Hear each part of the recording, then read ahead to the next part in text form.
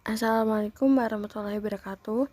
Kami dari kelompok 9 akan mempresentasikan hasil kerja kelompok kami yang bertema penentuan harga pokok produk bersama. Sebelum penyampaian materi, saya akan membacakan anggota kelompok terlebih dahulu.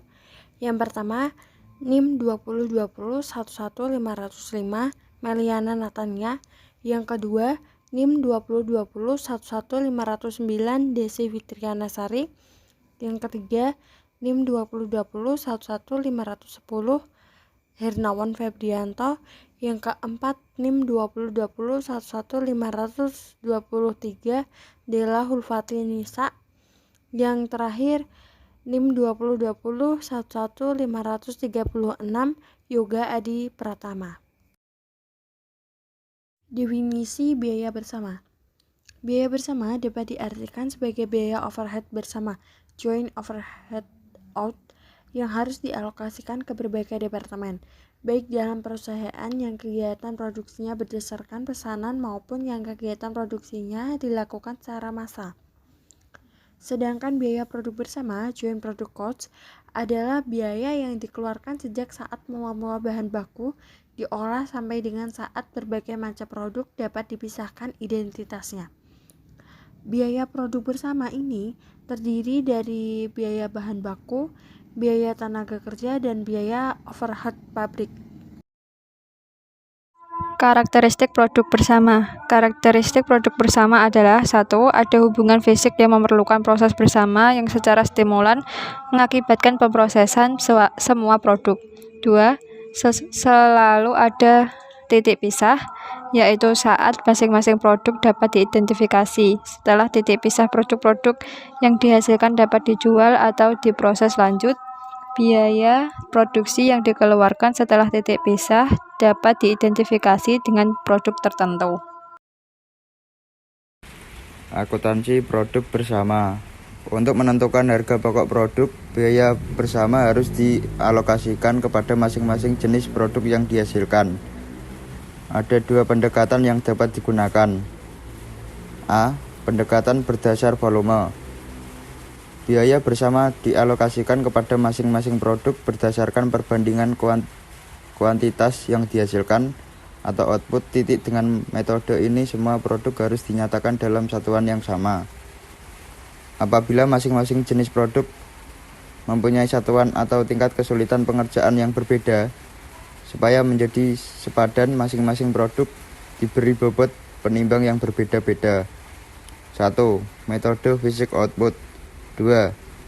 Semua jenis produk bersama yang dihasilkan dari proses bersama dibebani biaya bersama proporsional dengan jumlah unit yang dihasilkan.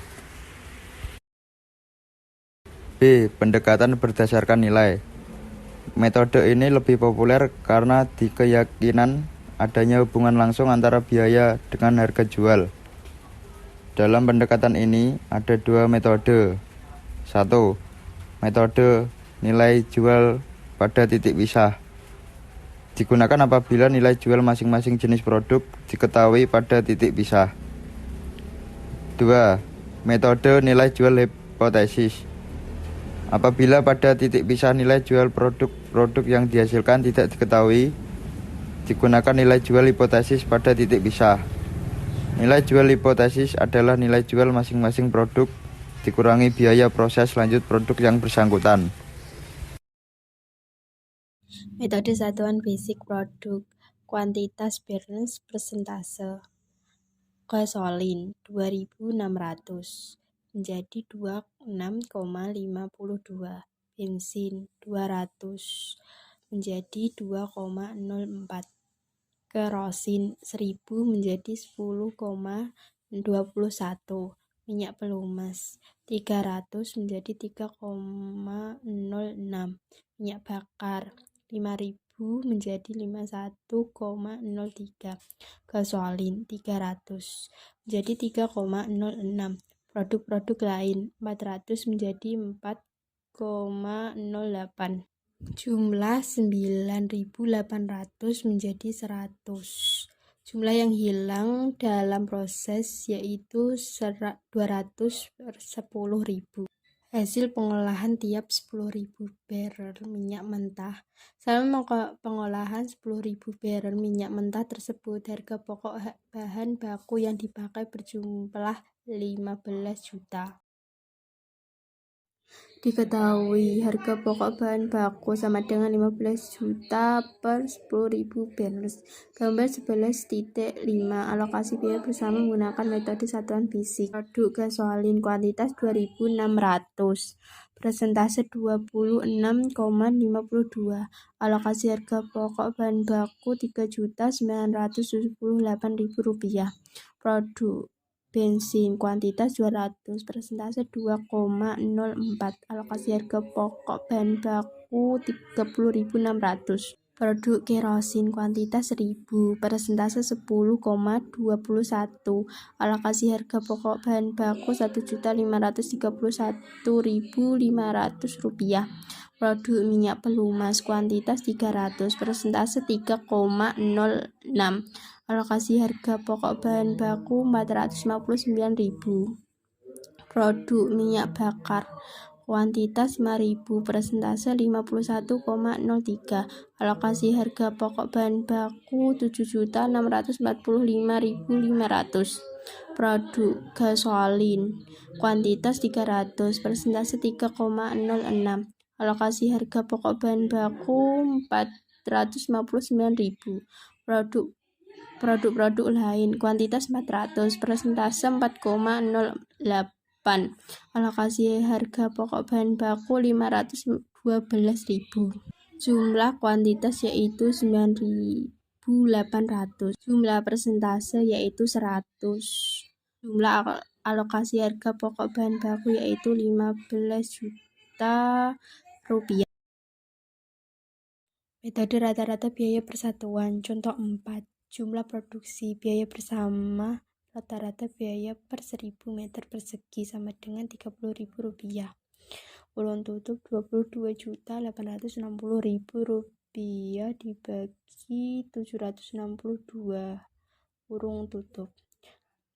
Untuk kayu utama, kuantitas yang diproduksi 76.200 meter persegi. Rata-rata biaya per 1.000 meter persegi yaitu Rp30.000. Harga pokok produksi Rp2.286.000.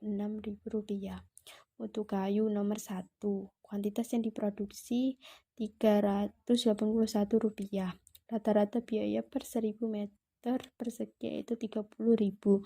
Harga pokok produksi yaitu Rp11.430.000. Mutu kayu nomor 2.